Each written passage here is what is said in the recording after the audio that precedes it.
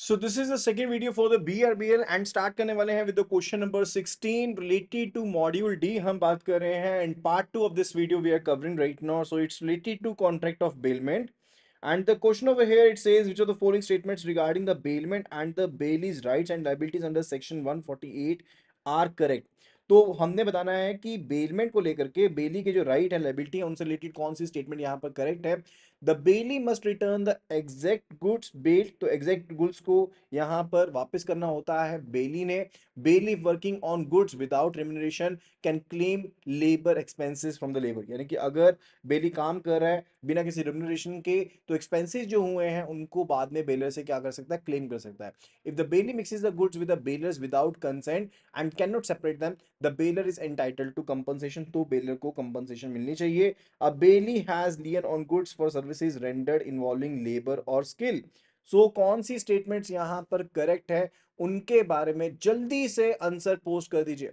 Kindly do post the answer at the earliest related to the bailment over there. तो section 148 जो है Indian contract का वो define करता है बेलमेंट को एंड जो पर्सन गुड्स को देता है वो होता है बेलर एंड जिस पर्सन को गुड्स मिलती हैं वो होता है बेली. इसके बारे में हमने ऑलरेडी बात करी थी.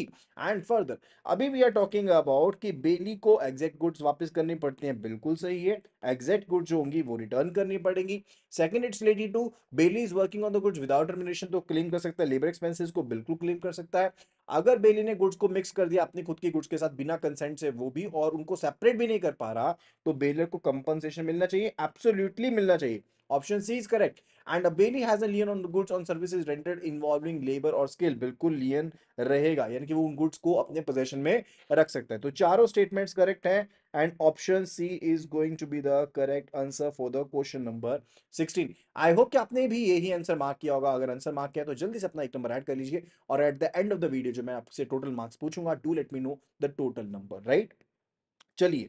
एंड लास्ट वीडियो के विनर जो हैं वो हैं मानसी जी. तो Mansi ji if you are watching this video तो आप पर्टिकुलरली हमारे व्हाट्सएप नंबर के ऊपर कनेक्ट कीजिए video number 1 winner for BRBL question pack. तो आपको वो क्वेश्चन पैक मिल जाएगा for 1 month of the validity. चलिए नेक्स्ट क्वेश्चन पे चलते हैं. इट्स रिलेटेड टू प्लेज, जो कि प्लेज से रिलेटेड क्वेश्चन है. So which of the following statements about pledge under section 172 and 178 are correct. कौन सी स्टेटमेंट यहां पर करेक्ट है उसके बारे में बताना है. A mercantile agent can create a valid pledge only if goods are entrusted with the owner's consent and in the ordinary course of business. The pawner retains the ownership. Pawner के पास ownership रहती है. Only interest in goods passes to the pawnee. No pledge can be created for future goods not in pawner's possession. A pawnee may repledge goods beyond his interest if he acts in good faith. ठीक है, तो अगर वो good faith में act करता है तो वो पर्टिकुलरली आगे प्लेज कर सकता है पौनी. पौनी कौन होता है? जिस पर्सन के नाम पे प्लेज का चार्ज क्रिएट किया गया है यानी कि लेंडर. और पॉनर होता है जो पर्सन की ओनरशिप है गुड के ऊपर और उसने उसका पोजेशन जो है वो लेंडर को दे दिया है ताकि एक डेप्ट के अमाउंट को सिक्योर किया जा सके. अब जल्दी से आंसर जो है वो मार्क कर दीजिए for this particular question. So I want you all to answer the questions कि आप सभी साथ के साथ आंसर करें, जरूर आंसर पोस्ट करें related to the questions over there. तो we are talking over here related to the pledge. तो हम प्लेज के बारे में बात कर रहे हैं. तो कुछ एक रिक्वायरमेंट्स थी उनके बारे में हमने ऑलरेडी लास्ट वीडियो में भी बात करी थी. क्या क्या राइट्स रहते हैं पौनी के वो मैं आपको बता देता हूँ साथ के साथ, यानी कि लेंडर के क्या क्या राइट रहते हैं. पहला चीज है कि आप गुड्स को रिटेन कर सकते हो अपने पास. ठीक है, not only for the non repayment of the डेब्ट यानी कि परफॉर्मेंस के लिए, लेकिन सिर्फ और सिर्फ जो इंटरेस्ट पड़ा था डेब्ट के लिए उसके लिए भी आप गुड्स को अपने पास रिटेन करके रख सकते हो. एंड जो भी एक्सपेंसेस आपके ऊपर उसके ऊपर पड़े हैं for the preservation of the goods उसके लिए भी आप गुड्स को अपने पास रिटेन करके रख सकते हो. एंड जो लेंडर है वो इवन एक्स्ट्रा ऑर्डिनरी जो चार्जेस हैं एक्सपेंसेस हैं उनको भी वापस ले सकता है यानी कि उनके लिए भी जो पर्टिकुलर लेंडर है वो गुड्स को अपने पास रिटेन कर सकता है. And for the no right to retain in respect of other debts यानी कि किसी और डेब्ट के केस में, यानी कि अगर आपका कोई कॉन्ट्रैक्ट नहीं है in contrary to with the pawner related कि आप बाकी सभी जो आपके पहले लोन थे उनके लिए भी रिटेन कर सकते हो तो आप गुड्स को पिछले लोन्स के लिए या किसी और एडवांसेस के लिए पर्टिकुलरली नहीं रख सकते हो. Right, but for subsequent advances made, यानी कि अगर कोई बाद में और लोन दिया जाता है, यानी कि पुराने लोन के लिए तो नहीं रख सकते।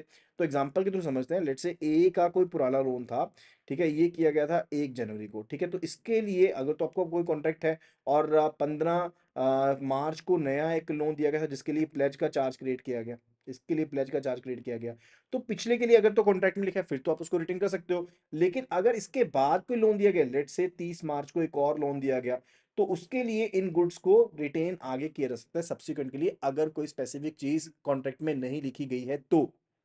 Further it's related to the right against the third parties, तो पाउनी के सभी राइट्स रहेंगे रिलेटेड टू रेमेडीज, अगर थर्ड पार्टी से कोई पैसा लेना है, वसूली करनी है, जैसे ऑनर के खुद के राइट होते हैं, वो सभी राइट किसके पास रहेंगे, पाउनी के पास भी रहेंगे। चलिए क्वेश्चन पर वापस आते हैं रिलेटेड टू क्वेश्चन नंबर 17। तो यहां पर जो आंसर है जल्दी से उसको देखते हैं। So first option it says a mercantile agent can create a valid pledge only if goods are interested with the owner's consent. Mercantile agent क्या होता है, वो एजेंट जो सिर्फ सामान को बेचने के लिए आगे सामान को अपने पास रख रहा है। तो मर्सेंटाइल एजेंट क्या एक वैलिड प्लेज क्रिएट कर सकता है, यस कर सकता है, अगर ऑनर के कंसेंट के साथ गुड्स को उनके पास भेजा गया है in ordinary course of business, तो डेफिनेटली जो मर्सेंटाइल एजेंट है उनके ऊपर प्लेज क्रिएट कर सकता है। So option A is correct. And further it says कि जो ऑप्शन बी है that's related to partner retains ownership, partner के पास ऑनरशिप रहेगी, बिल्कुल पाउनर यानी कि बोरो के पास ओनरशिप रहेगी, सिर्फ इंटरेस्ट होता है गुड्स का वो पास होता है, तो ये भी यहां पर करेक्ट है। No pledge can be created for future goods not in pawner's possession, तो कोई भी प्लेज क्रिएट नहीं की जा सकती है फ्यूचर गुड्स के लिए जो पॉनर के पोजेशन में नहीं है। Yes that can not be done, अभी जिस चीज का पोजेशन आया नहीं है फ्यूचर गुड्स का, उसके ऊपर आप प्लेज का चार्ज क्रिएट नहीं कर सकते हो, तो ये करेक्ट है, यस दिस इज करेक्ट, ठीक है। एंड फॉर द पाउनी में रीप्लेज गुड्स बियॉन्ड हिज इंटरेस्ट, तो पौनी जो है वो अपने इंटरेस्ट के बाहर क्या जो गुड्स है उनको रीप्लेज कर सकता है if acts in good faith, no that's not allowed, वो अलाउड नहीं है। A B C are correct, so answer will be option A. So option A is the correct answer for the question number 17. Now let's move to the next question number 18 which is related to the contract of agency, जो कि contract of agency से related question है। So kindly इसका answer आपको post करना, identify the accurate statements regarding the authority and termination of agency. तो हमने regarding the authority and termination of agency से लेकर के बताना है कि कौन सी स्टेटमेंट सही है। So it says an agent's implied authority allows him to perform acts not expressly mentioned if necessary to accomplish the purpose, ratification of unauthorized acts, ठीक है, ratification of unauthorized act by the principal creates effects as if authority existed from the outset, and agency terminates upon principal's insolvency adjudication, and agent's authority automatically ceases if the agent dies but continues if the principal dies. So which of the following is going to be the correct answer related to the authority and the termination of agency? Kindly फटाफट से answer जो है वो post कर दीजिए, जल्दी से post कर दें। एजेंट की इंप्लाइड अथॉरिटी रहती है अगर उनको अलाउ किया गया है एक्ट्स को परफॉर्म करने के लिए, इवन अगर एक्सप्रेसली मेंशन नहीं है। Yes this is true. इससे रिलेटेड ऑलरेडी हमने एक क्वेश्चन लास्ट वीडियो में कवर भी किया था। Ratification of unauthorised acts by the principal creates effect as if authority existed from the outset. Yes that's definitely true. देखो अगर आप रेटिफाई कर देते हो किसी अनऑथराइज्ड एक्ट को कि हाँ भाई ये एक्ट सही है, तो उसके केस में प्रिंसिपल बेसिकली क्या कह रहा है, एक तरह से कह रहा है कि वो पहले से ही एक्ट एग्जिस्ट कर रहा है कि हाँ पर्सन वो चीज कर सकता था या आगे भी कर सकता है। Agency terminates upon principal's insolvency adjudication, बिल्कुल सही है। And agent's authority automatically ceases if the agent dies, तो अगर एजेंट की डेथ हो जाती है तो बेसिकली एजेंसी खत्म हो जाएगी, सही है। But continues if the principal dies, no ये सही नहीं है, तो this statement is not correct. तो ऑप्शन डी जो है, स्टेटमेंट डी जो है दैट्स नॉट करेक्ट, बाकी तीनों स्टेटमेंट्स करेक्ट हैं, तो आंसर जो रहेगा that is going to be option A. Option A is going to be the correct answer, right. ठीक है जी ये चीज। चलो अभी चलते हैं नेक्स्ट क्वेश्चन के ऊपर which is related to the contract of indemnity. तो इंडेमनिटी के केस में दो पार्टीज होती हैं, इंडेमनीफायर एंड इंडेमनीफाइड, ठीक है। तो जल्दी से इस क्वेश्चन को देखते हैं। Select the correct statements about the enforceability and rights under the indemnity contract. तो इंडेमनीफायर्स लाइबिलिटी कमेंसेस, इंडेमनीफायर की लाइबिलिटी कमेंस होती है only after the indemnified loss is fully paid and finalise, जब पूरा का पूरा लॉस जो है वो फुली पे कर दिया गया है एंड फाइनलाइज हो चुका है। The indemnified can recover all damages and costs if he acts prudently even before actual payment. ठीक है, तो उसके लिए वो पढ़ लिए आगे चल सकता है. The indemnifier must pre-authorize any suit brought by the indemnified to recover cost. And option D, it says the indemnified can claim sums paid in compromise if compromise is not contrary to the indemnity, right?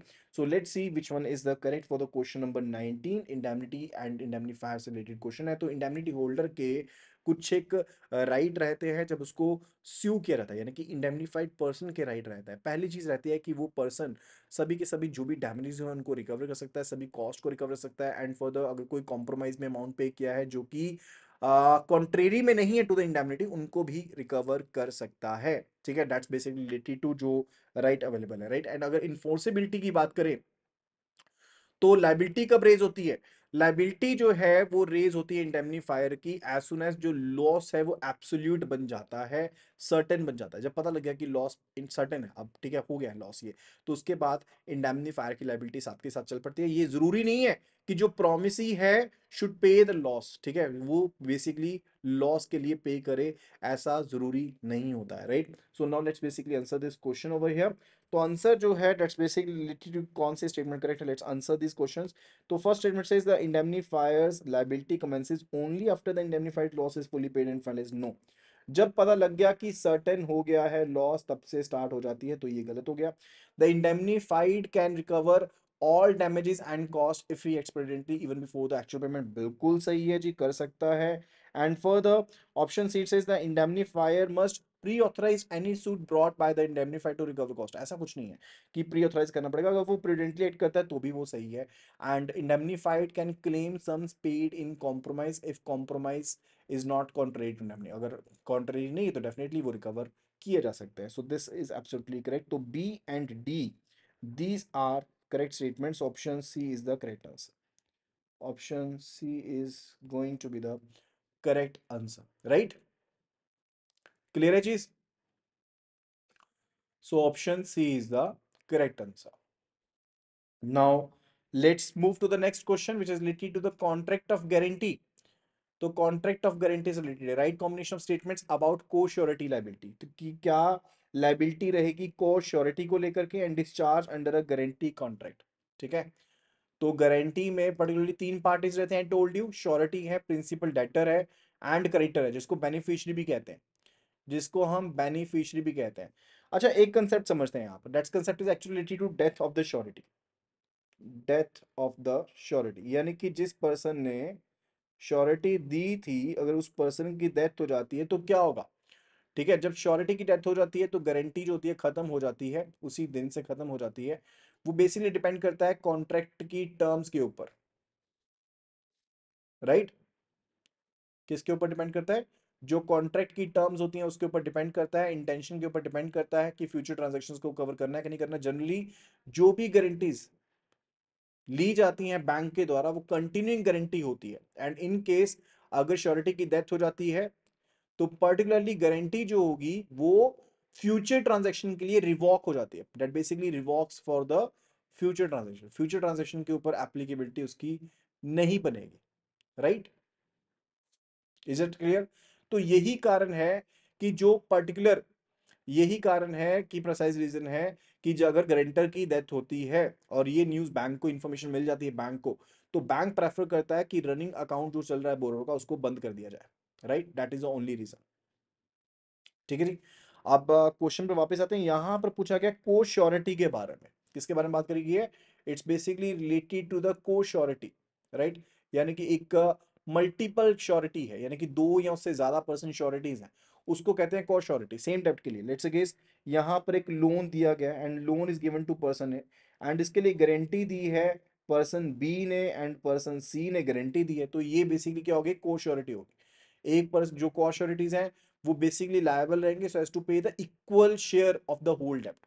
यानी कि अगर 20 लाख का loan था और कल को default होता है तो इक्वल शेयर पे करेंगे, यानी कि बी 10 लाख पे करेगा और सी 10 लाख पे करेगा. ठीक है, दैट इज अ कोश्योरिटी.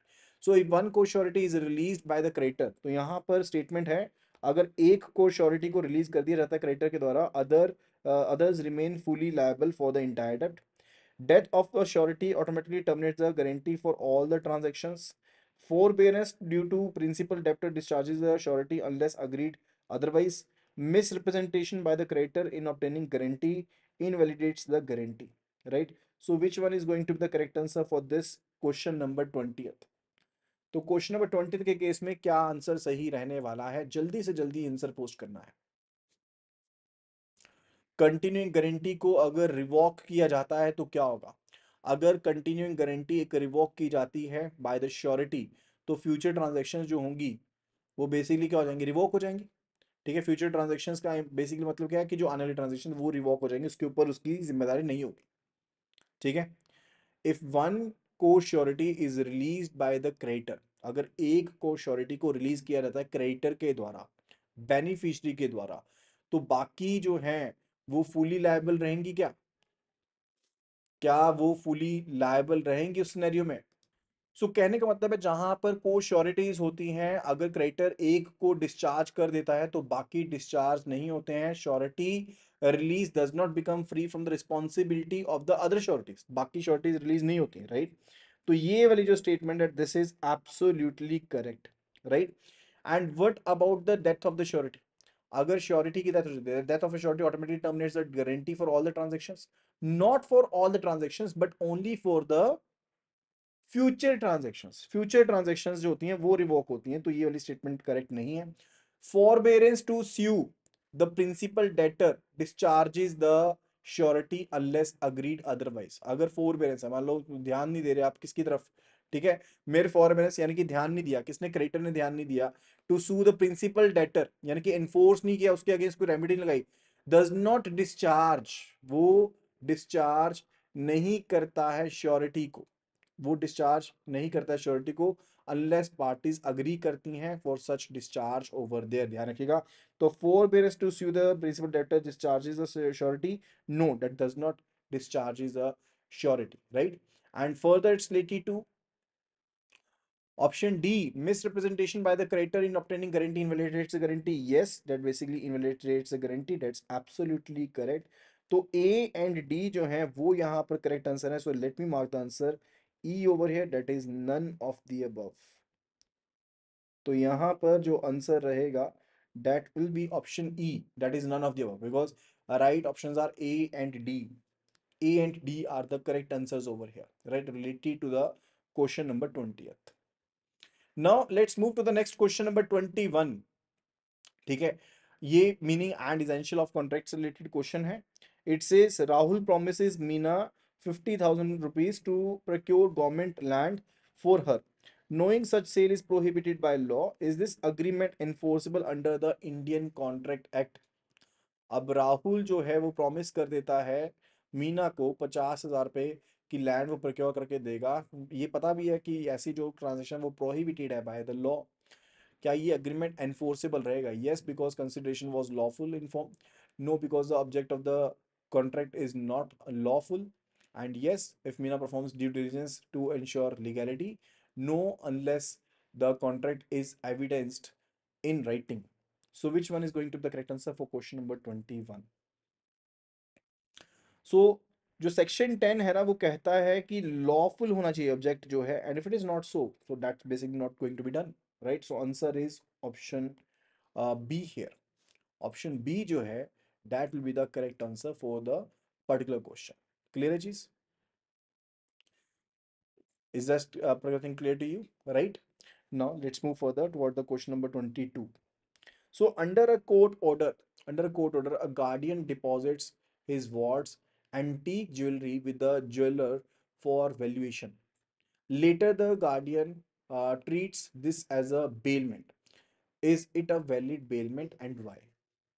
तो एक कोर्ट ऑर्डर के तहत जो गार्डियन है वो डिपॉजिट कर देता है अपने वार्ड की एंटीक ज्वेलरी को ज्वेलर के पास वैल्यूएशन के पर्पस के लिए, एंड गार्डियन बाद में कहता है कि उसने बेलमेंट की है।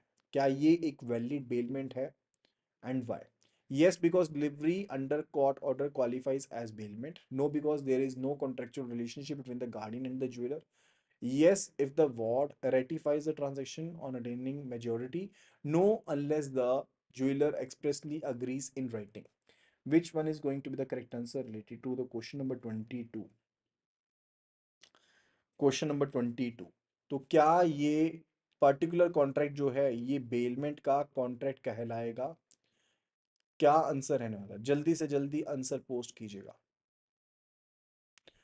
सो बेलमेंट के केस में क्या रहता है, डिलीवरी ऑफ गुड्स रहती हैं, एक पर्सन दूसरे पर्सन को डिलीवरी ऑफ गुड्स देता है, ठीक है, when purpose is accomplish goods को वापस कर दिया जाता है, ये चीज रहती है। देखो यहाँ पर कोर्ट के ऑर्डर के ऊपर जमा किया गया, ठीक है, कोर्ट के ऑर्डर के ऊपर जमा किया गया, this is not a bailment, ठीक है, this does not qualifies for a bailment, क्योंकि कोई कंट्रेक्चुअल जो बेलमेंट है वो क्रिएट नहीं हुए, so there is no contractual relationship between the guardian, and further there is no agreement so as to return the specific particular goods over there, right?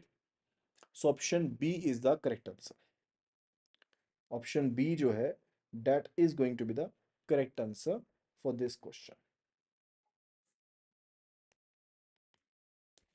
I hope की point clear हुआ होगा यहाँ पर. Next question it says, question number 23, it's related to contract of bailment again. Suresh hands over his vintage motorbike to Tanya for a weekend ride without disclosing its faulty brakes. Faulty brake के बारे में नहीं बताता and weekend ride के लिए तान्या को दे देता है. Tanya crashes and is injured. Which remedy does Tanya have? Tanya क्या करेगी? No remedy since the accident was her own fault. She can claim damages from Suresh for non-disclosure of faults. She can only terminate the bailment without damages. She must sue the garage that repaired the brake earlier. Which one is going to be the correct answer? तो definitely Tania क्या कर सकती हैं, जो damages हैं उनको claim कर सकती हैं, बिकॉज जो बेलर है उसने जो भी यहाँ पर दिक्कतें थी उनको डिस्क्लोज नहीं किया. ये जिम्मेदारी रहती है, बेलर की जिम्मेदारी रहती है, right, to so as to disclose to bailee, ठीक है, जिन चीजों के बारे में, खामियों के बारे में बेलर को पता है, जो मेटेरियली इंटरफेयर कर सकती हैं यूजेज के साथ, एंड फर्दर जिससे एक एक्स्ट्रा ऑर्डिनरी रिस्क पड़ सकता है बेली के ऊपर, उनको डिस्क्लोज करना होता है. और बेली की भी जिम्मेदारी होती है भाई कि गुड्स को ध्यान से रखना है, गुड्स की टेक केयर करनी है, अगर कोई खर्चा हुआ है तो वो ले सकता है, कोई एक्स्ट्रा एक्सपेंस हुआ तो ले सकता है, right, that is a thing related. तो ये ऑलरेडी हमने बात करी थी इसके बारे में, ठीक है, तो ऑप्शन बी जो है यहाँ पर that is the right answer. Question number 24, it's related to pledge. A merchant stores grain in a public warehouse but transfers the warehouse receipt to the pawnee to secure a loan. Merchant क्या करता है, store करता है grain को public ware house में, लेकिन transfer कर देता है वेयर हाउस रिसिप्ट को to the pawnee to secure the loan. What form of delivery does this constitute? तो ये कौन सी डिलीवरी है? Actual delivery, documentary delivery, constructed delivery by attornment, या फिर symbolic delivery by key transfer? अगर तो देखो वो इसका अपना खुद का वेयर हाउस होता है एंड उसकी चाबी देता, फिर तो सिंबॉलिक, यहाँ पर उसको कहते हैं कि सिंबॉलिक प्लेज क्रिएट हो गया, राइट. अगर एक्चुअली गुड्स को दिया जाए तो एक्चुअल डिलीवरी हो गया, तो ये वाला तो नहीं है, ये वाला भी नहीं है, एंड ये वाला भी नहीं है. डॉक्यूमेंट्री डिलीवरी होता है जब टाइटल ऑफ गुड्स को दिया जाता है, तो ये भी नहीं है. तो यहाँ पर कंस्ट्रक्टिव डिलीवरी है by attornment. This is the case of constructive delivery by the case of attornment. Is it so? Kindly जल्दी से बताइएगा. प्लेज की बात कर रहे हैं हम. देखो यहाँ पर मैं आपको ट्रिक करना चाहता हूँ, इसलिए आई हैव बेसिकली सेट सो. तो जहां पर तो कीज दी गई है वो हैंड ओवर की जाती हैं, सिंबॉलिक होती है, ये तो बिल्कुल सही है, ये तो आंसर नहीं है, this is not the answer, right.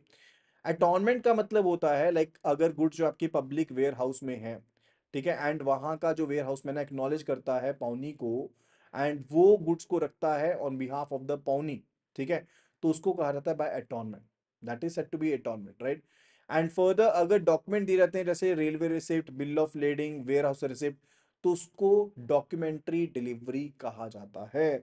तो काइंडली मेक श्योर इसमें कंफ्यूज नहीं होना है, ठीक है, सिर्फ टाइटल ऑफ गुड्स को लेकर नहीं है. अगर वेयर हाउस रिसिप्ट भी जाते दी जाती है, मैं यहाँ पर देख देता हूँ, railway receipt, warehouse receipt, या document to title to goods, ठीक है, अगर ये दिए जाते हैं तो उसे डॉक्यूमेंट्री डिलीवरी कहा जाता है. कंस्ट्रक्टिव प्लेज बाय अटॉर्नमेंट होता है जहां पर वेयर हाउसमैन एक्नॉलेजमेंट करेगा कि वो गुड्स को रखेगा तब तक जब तक ये प्लेज का चार्ज क्रेडिट करने के लिए चाहिए, तो वो होता है बाय अटॉर्नमेंट, उसको अटॉर्नमेंट कहा जाता है, राइट.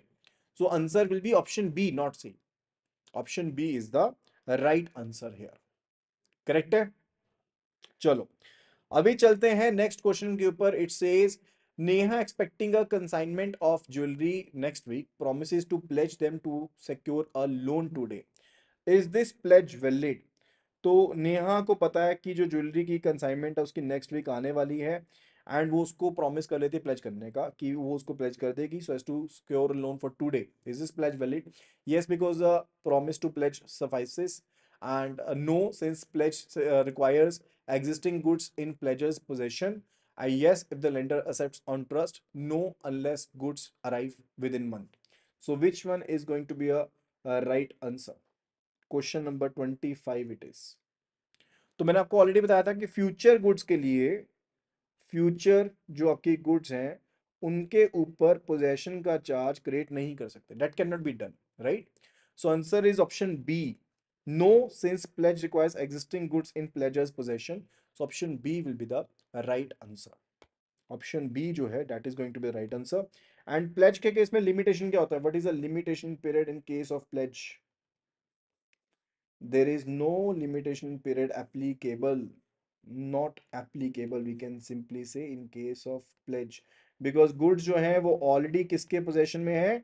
वो ऑलरेडी लेंडर के पोजेशन में होते हैं। दो पार्टीज होती हैं, pawnor and pawnee, pawnor who is a borrower and pawnee is the lender, right? Now let's move to the next question number 26. A pawnee repledges goods worth rupees 1 lakh to secure his own debt of 50,000 without the pawner's consent. तो कुछ इस तरह से है, ए ने goods दी हैं B को, और बी ने particularly a pawnee pledged repledges goods worth rupees 1 lakh, ठीक है, उनको आगे रीप्लेज कर देता है सी के पास। इसने गुड्स दिए और इसी गुड्स को आगे रीप्लेज कर देता है, अपना जो 50,000 का लोन था उसको बेसिकली सिक्योर करने के लिए, वो भी पाउनर के कंसेप्ट के बिना, यानी कि ए जो है वो यहाँ पर पाउनर है, उनके कंसेप्ट कंसेंट के बिना आगे दे देता है, ठीक है। तो यहाँ पर क्या चीज वैलिड होगी, कौन सी स्टेटमेंट ट्रू है? This repledge is entirely valid. It is valid only to the extent of Pawnee's interest. It is void ab initio for lack of Pawner's authority. It is valid if Pawner ratify it later. So which one is going to be the right answer? तो कौन सी चीज यहाँ पर right है, सही है? पौनी का क्या अधिकार होते हैं उनके बारे में हमने बात करी थी। क्या एक पौनी रीप्लेज कर सकता है? पौनी कैन रीप्लेज द गुड्स। पाउनी जो है वो गुड्स को रीप्लेज कर सकता है। क्या पाउनी जो है वो गुड्स को रीप्लेज कर सकता है? वो गुड्स को रीप्लेज कर सकता है, दैट इज ट्रू। गुड्स को रीप्लेज किया जा सकता है, लेकिन उसका जो इंटरेस्ट है गुड्स में सिर्फ उसी के अधिकार क्षेत्र तक ये चीज यहां पर अलाउड होती है, नॉट मोर देन दैट।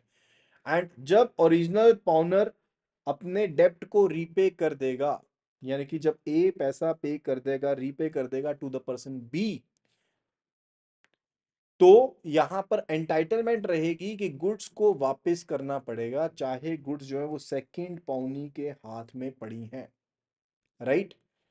ठीक है, जिसको हो सकता है कि फर्स्ट पाउनी ने पैसे रीपे ना किए हो, तो गुड्स जो इसके पोजेशन पड़ी है वो वापस इसको करनी पड़ेंगी। रीप्लेज कर सकता है, जितना उसका इंटरेस्ट है उतना रीप्लेज कर सकता है। लेट्स सपोज इसने लोन लिया था, इससे ए ने लोन लिया था 50,000 रुपए का, ठीक है। ए ने लोन लिया था 50,000 का, गुड्स इसने 1 लाख रुपए की रख दी। अब इसका जो यहाँ पर इंटरेस्ट है वो 50,000 रुपीज का इंटरेस्ट है, इसका इंटरेस्ट 50,000 का है, तो फिर ये कर सकता है। लेकिन मान लो इसने लोन लिया होता 40,000 का, इसने लोन लिया होता 40,000 का, तो इसका इंटरेस्ट भी 40,000 का होता, इसका इंटरेस्ट भी 40,000 का होता, फिर ये 50,000 के लिए आगे इसको रिप्लेज नहीं कर सकता था, राइट? सो यहां पर आंसर जो रहेगा that is going to be option B. तो आंसर जो है that is going to be option B, valid only to the extent of pawnee's interest, right? Clear है ये? Now let's move to the next question, it's related to the contract of agency. Zara as a Zara, not Zara, it's a Zara. Zara as a Dell creditor agent for her principal's exports guarantees buyer solvency for extra commission. When the buyer defaults, what is her liability? तो Dell creditor agent की क्या responsibility रहेगी? None, since guarantee must be separate. She must indemnify the principal for the buyer's default, and only the buyer's principal debt is recoverable, not interest. Liability rests on the principal, not on the agent. Which one is going to be the right answer? क्योंकि देखो अब यहाँ पर हम बात करें del creditor agent के बारे में which we talked about in the last video. अगर आपने वीडियो को गो थ्रू नहीं किया तो जल्दी से गो थ्रू कर लो, लिंक आपको मिल जाएगा, ठीक है, वीडियो के डिस्क्रिप्शन में। तो डेल क्रेडिटर एजेंट बेसिकली होता है कि वो बायर जो होते हैं उनकी गारंटी लेते हैं कि वो डिफॉल्ट नहीं करेंगे, ठीक है, एंड उसके लिए वो एक्स्ट्रा कमीशन चार्ज करते हैं। So basically they indemnify the principal about कि भाई अगर उन्होंने डिफॉल्ट किया तो हम पैसे पे करेंगे। So option B is the correct answer. Option B जो है वो करेक्ट आंसर है। अगर जनरल एजेंसी होती फिर देखो एजेंट की कोई दिक्कत नहीं है, एजेंट को कोई काहे की दिक्कत है फिर, ठीक है, फिर एजेंट का कोई भी यहां पर नुकसान नहीं होगा, right. Next question it's related to the contract of agency again. An agent holds stock certificate of his principal without charging a fee, ठीक है, स्टॉक सर्टिफिकेट है एजेंट के पास, he wishes to retain them until his unpaid legal costs are settled, he wishes to retain them until his unpaid legal costs are settled, is this permissible? क्या ये चीज permissible है? क्या जो agent है वो ऐसी गुड्स को रिटेन करके रख सकता है जब तक उसको पैसे नहीं मिल जाते, राइट? तो हमने ऑलरेडी बात करी थी रिलेटेड टू एजेंट के बारे में। जब एजेंट का पैसा ड्यू हो जाएगा, ठीक है, तो एजेंट बेसिकली क्या कर सकता है, detain money receipt on account of goods sold. मान लो ए पर्सन ने एजेंट को अपॉइंट किया बी पर्सन को, और बी ने गुड्स सेल करी हैं, ठीक है, गुड्स को बेचा इसने, और गुड्स का पैसा इसके पास पड़ा, अब इसका पैसा ड्यू हो चुका है, तो क्या ये पैसा रिटेन कर सकता है अपने पास? यस, क्योंकि अब इसका पैसा ड्यू हो चुका है, ठीक है। तो अगर इसने बिजनेस को प्रॉपरली कंडक्ट किया तो हाँ ये कानूनी रूप से भी पैसे को रिटेन कर सकता है, that is particularly true. But वहीं पर अगर एजेंट ने कोई ड्यूटी अपनी सही से नहीं करी है, ठीक है, एंड फर्दर उसने कुछ घपलेबाजी कर दी, या मान लो उसने कंडक्ट जो था सही नहीं था, तो उसके लिए उसको रिम्यूनरेशन नहीं मिलना चाहिए, otherwise he can retain the goods. अब बात आती है agent's lien on the principal property के बारे में, प्रिंसिपल की चीजों को क्या अपने पास रख सकता है वो? यानी कि मान लो कॉन्ट्रैक्ट में अगर कुछ भी नहीं लिखा गया है तो जो एजेंट होता है वो बेसिकली एंटाइटल्ड है कि वो रख सकता है गुड्स को, पेपर्स को, प्रॉपर्टी को, जिसको उसने रिसीव किया, अनटिल जो पेमेंट ऑफ कमीशन उसको मिलना चाहिए था, रेम्युनरेशन उसको मिलना चाहिए था, डिसबर्समेंट मिलना चाहिए था, वो नहीं मिल जाता तब तक, right. So yes, the person can retain the goods, ठीक है, वो उनको रिटेन कर सकता है कि नहीं कर सकता है, जल्दी से बता दीजिए। तो yes, he can retain the goods, and further वो लियन को मार्क कर सकता है। So answer is going to be option A, right. चलो अभी चलते हैं नेक्स्ट क्वेश्चन 29 की तरफ। It's related to the contract of indemnity. Under marine indemnity the insurer must cover damage when the ship's hull is at imminent risk from a storm. At what point does the liability arise? अगर हम marine indemnity की बात कर रहे हैं, insurer जो है वो डैमेज कवर करेगा जब शिप का जो हल है वो काफी ज्यादा रिस्क में है, एक आंधी की वजह से, तूफान की वजह से। At what point liability rise? only after actual damage is sustained, as soon as loss becomes absolute, certain, and imminent, and after the indemnified pays for repairs upon arrival of ship at the destination. What would be the right answer related to question number 29? So जैसे ही loss absolute हो जाएगा कि हाँ भाई loss इतना हो चुका है, सर्टन हो गया, तब लाइबिलिटी जो है वो बन जाएगी इंडेमनीफाइड की, ठीक है, इंडेमनीफायर की, यानी कि जो इंश्योरेंस कंपनी है उसकी, राइट। फिर बात आती है related to the last question of the video. It's related to the contract of indemnity again. A principal indemnifier agrees to cover losses caused by an agent's unauthorized breach of contract on behalf of the indemnified. Is this promise valid?